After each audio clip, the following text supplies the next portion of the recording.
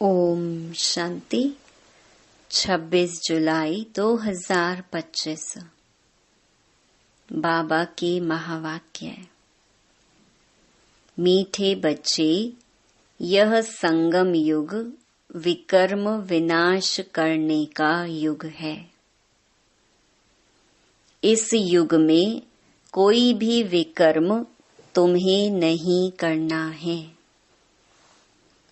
पावन जरूर बनना है।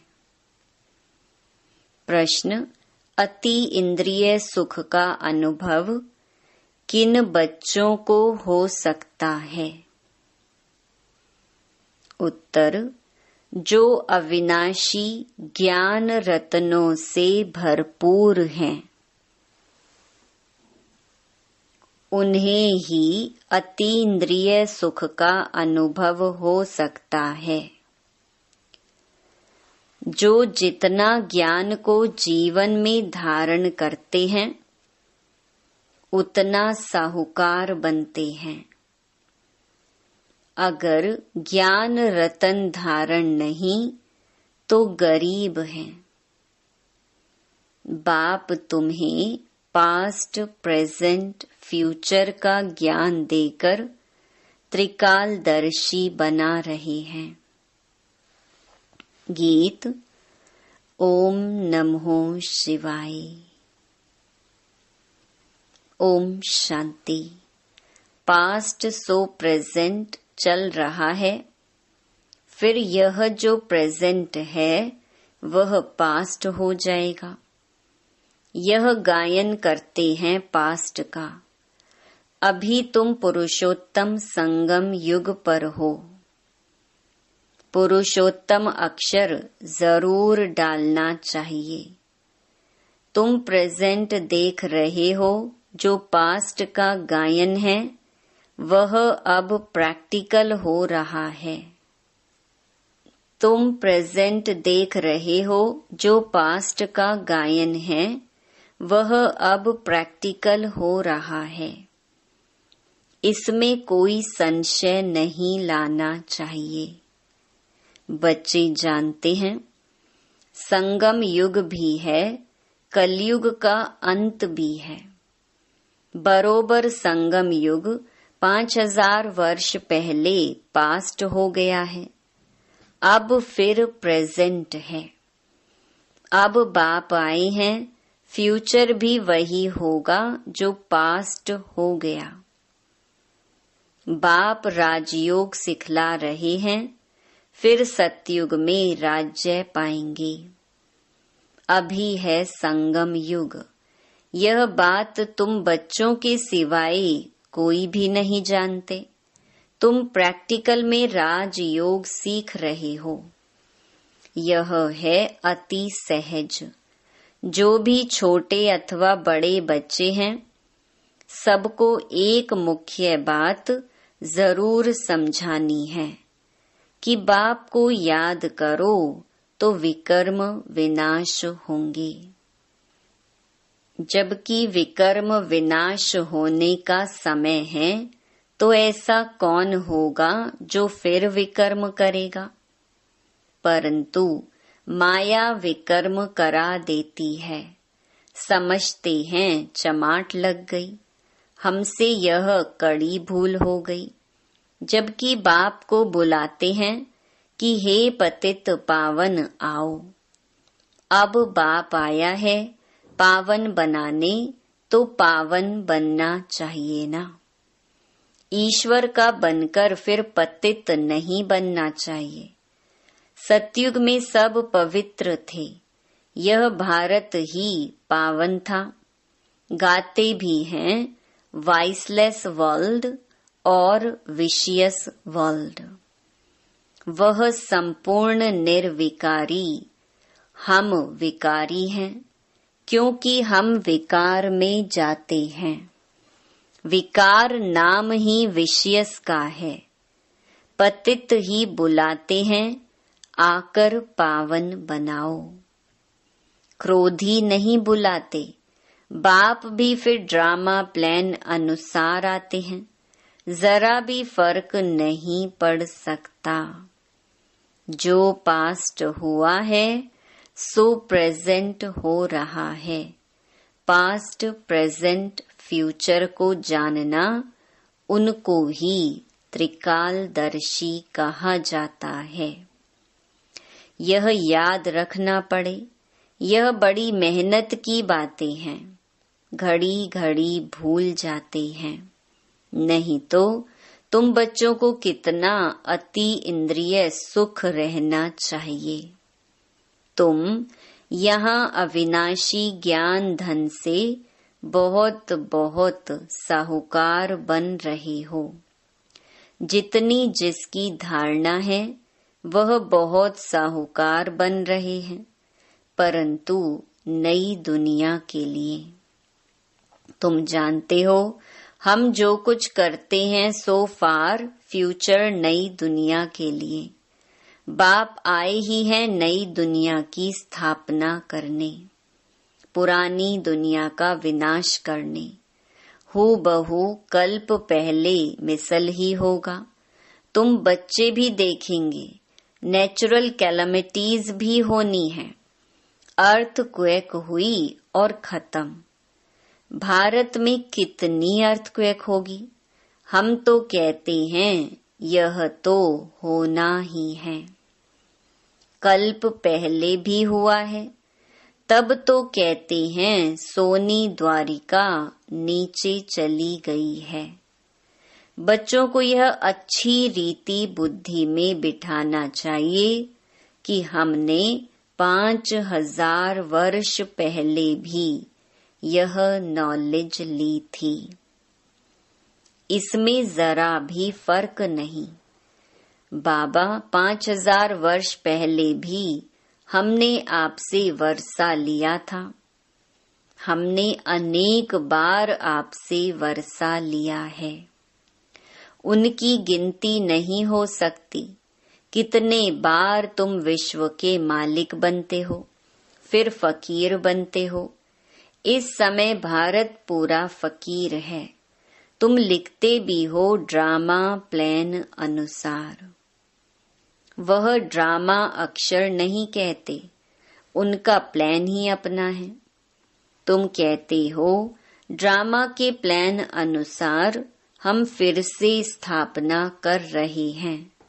5000 वर्ष पहले मुहाफिक, कल्प पहले जो कर्तव्य किया था सो अब भी श्रीमत द्वारा करते हैं। श्रीमत द्वारा ही शक्ति लेते हैं। शिव शक्ति नाम भी है ना। तो तुम शिव शक्तियां देवियां हो, जिनका मंदिर में भी पूजन होता है। तुम ही देवियां हो जो फिर विश्व का राज्य पाती हो। जगत अम्बा को देखो कितनी पूजा है, अनेक नाम रख दिए हैं। है तो एक ही, जैसे बाप भी एक ही शिव है। तुम भी विश्व को स्वर्ग बनाते हो तो तुम्हारी पूजा होती है। अनेक देवियां हैं, लक्ष्मी की कितनी पूजा करते हैं। दीपमाला के दिन महालक्ष्मी की पूजा करते हैं। वह हुई हेड, महाराजा महारानी मिलाकर महालक्ष्मी कह देते हैं। उसमें दोनों आ जाते हैं। हम भी महालक्ष्मी की पूजा करते थे। धन वृद्धि को पाया तो समझेंगे महालक्ष्मी की कृपा हुई। बस हर वर्ष पूजा करते हैं। अच्छा, उनसे धन मांगते हैं, देवी से क्या मांगे? तुम संगम युगी देवियां स्वर्ग का वरदान देने वाली हो। मनुष्यों को यह पता नहीं है कि देवियों से स्वर्ग की सब कामनाएं पूरी होती हैं। तुम देवियां हो ना। मनुष्यों को ज्ञान दान करती हो, जिससे सब कामनाएं पूर्ण कर देती हो। बीमारी आदि होगी तो देवियों को कहेंगे ठीक करो, रक्षा करो। अनेक प्रकार की देवियां हैं। तुम हो संगम युग की शिव शक्ति देवियां। तुम ही स्वर्ग का वरदान देती हो। बाप भी देते हैं, बच्चे भी देते हैं, महालक्ष्मी दिखाते हैं, नारायण को गुप्त कर देते हैं। बाप तुम बच्चों का कितना प्रभाव बढ़ाता है। देवियां 21 जन्म के लिए सुख की सब कामनाएं पूरी करती हैं। लक्ष्मी से धन मांगते हैं। धन के लिए ही मनुष्य अच्छा धंधा आदि करते हैं। तुमको तो बाप आकर सारे विश्व का मालिक बनाते हैं, अथाह धन देते हैं। श्री लक्ष्मी नारायण विश्व के मालिक थे, अभी कंगाल हैं। तुम बच्चे जानते हो राजाई की फिर कैसे धीरे धीरे उतरती कला होती है। पुनर्जन्म लेते लेते कला कम होते होते अभी देखो कैसी हालत आकर हुई है। यह भी नई बात नहीं। हर 5000 वर्ष बाद चक्र फिरता रहता है। अभी भारत कितना कंगाल है। रावण राज्य है, कितना ऊंच नंबर 1 था, अभी लास्ट नंबर है। लास्ट में ना आए तो नंबर 1 में कैसे जाएं? हिसाब है ना। धीरज से अगर विचार सागर मंथन करें तो सब बातें आपे ही बुद्धि में आ जाएंगी। कितनी मीठी मीठी बातें हैं। अभी तो तुम सारे सृष्टि चक्र को जान गए हो। पढ़ाई सिर्फ स्कूल में नहीं पढ़ी जाती। टीचर सबक लेसन देते हैं घर में पढ़ने के लिए, जिसको होमवर्क कहते हैं। बाप भी तुमको घर के लिए पढ़ाई देते हैं। दिन में भल धंधा आदि भी करो, शरीर निर्वाह तो करना ही है। अमृत वेले तो सबको फुर्सत रहती है। सवेरे सवेरे 2-3 बजे का टाइम बहुत अच्छा है। उस समय उठकर बाप को प्यार से याद करो। बाकी इन विकारों ने ही तुम्हें आदि मध्य अंत दुखी किया है। रावण को जलाते हैं परंतु इसका भी अर्थ कुछ नहीं जानते। बस सिर्फ परंपरा से रावण को जलाने की रस्म चली आई है। ड्रामा अनुसार यह भी नोंद है। रावण को मारते आए हैं परंतु रावण मरता ही नहीं। अभी तुम बच्चे जानते हो यह रावण को जलाना बंद कब होगा। तुम अभी सच्ची सच्ची सत्य नारायण की कथा सुनते हो। तुम जानते हो कि हमको अभी बाप से वर्षा मिलता है। बाप को ना जानने कारण ही सब निधन के हैं। बाप जो भारत को स्वर्ग बनाते हैं उनको भी नहीं जानते हैं। यह भी ड्रामा में नोंद है। सीढ़ी उतरते तमो प्रधान बने तब तो फिर बाप आए, परंतु अपने को तमो प्रधान समझते थोड़ी हैं। बाप कहते हैं इस समय सारा झाड़ जड़जड़ीभूत अवस्था को पाया है। एक भी सतो प्रधान नहीं। सतो प्रधान होते ही हैं शांति धाम और सुख धाम में, अभी हैं तमो प्रधान। बाप ही आकर तुम बच्चों को अज्ञान नींद से जगाते हैं। तुम फिर औरों को जगाते हो, जगते रहते हैं। जैसे मनुष्य मरते हैं तो उनका दीवा जलाते हैं कि रोशनी में आ जाएं। अब यह है घोर अंधियारा। आत्माएं वापस अपने घर जा न सके। भल दिल होती है दुख से छूटे, परंतु एक भी छूट नहीं सकते। जिन बच्चों को पुरुषोत्तम संगम युग की स्मृति रहती है, वह ज्ञान रत्नों का दान करने बिना रह नहीं सकते। जैसे मनुष्य पुरुषोत्तम मास में बहुत दान पुण्य करते हैं, ऐसे इस पुरुषोत्तम संगम युग में तुम्हें ज्ञान रत्नों का दान करना है। यह भी समझते हो स्वयं परमपिता परमात्मा पढ़ा रहे हैं। श्री कृष्ण की बात नहीं, श्री कृष्ण तो है सतयुग का पहला प्रिंस। फिर तो वह पुनर्जन्म लेते आते हैं। बाबा ने पास्ट, प्रेजेंट, फ्यूचर का भी राज समझाया है। तुम त्रिकालदर्शी बनते हो और कोई त्रिकालदर्शी बना नहीं सकते सिवाय बाप के। सृष्टि के आदि मध्य अंत का ज्ञान बाप को ही है। उनको ही ज्ञान का सागर कहा जाता है। ऊंच ते ऊंच भगवान ही गाया है, वही रचता है। हेवनली गॉड फादर अक्षर बड़ा क्लियर है। हेवन स्थापन करने वाला। शिव जयंती भी मनाते हैं, परंतु वह कब आए, क्या किया, यह कुछ भी नहीं जानते। जयंती के अर्थ का ही पता नहीं तो फिर मनाकर क्या करेंगे।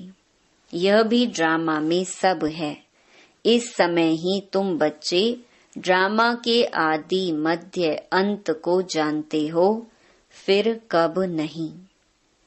फिर जब बाबा आएगा तब ही जानेंगे। अभी तुमको स्मृति आई है, यह 84 का चक्र कैसे फिरता है। भक्ति मार्ग में क्या है, उनसे तो कुछ भी मिलता नहीं। कितने भक्त लोग भीड़ में धक्का खाने जाते हैं। बाबा ने तुमको उनसे छुड़ा दिया। अब तुम जानते हो हम श्रीमत पर फिर से भारत को श्रेष्ठ बना रहे हैं।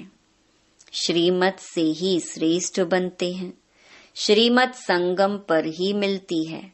तुम यथार्थ रीति से जानते हो हम कौन थे, फिर कैसे यह बने हैं। अब फिर पुरुषार्थ कर रहे हैं। पुरुषार्थ करते करते बच्चे अगर कभी फेल हो पड़ो तो बाप को समाचार दो। बाप सावधानी देंगे फिर से खड़े होने की। कभी भी फेलियर हो बैठ नहीं जाना है। फिर से खड़े हो जाओ, दवाई कर लो। सर्जन तो बैठा है ना। बाबा समझाते हैं 5 मंजिल से गिरने और 2 मार, माना मंजिल से गिरने का फर्क कितना है। काम विकार है 5 मंजिल। इसीलिए बाबा ने कहा है काम महाशत्रु है।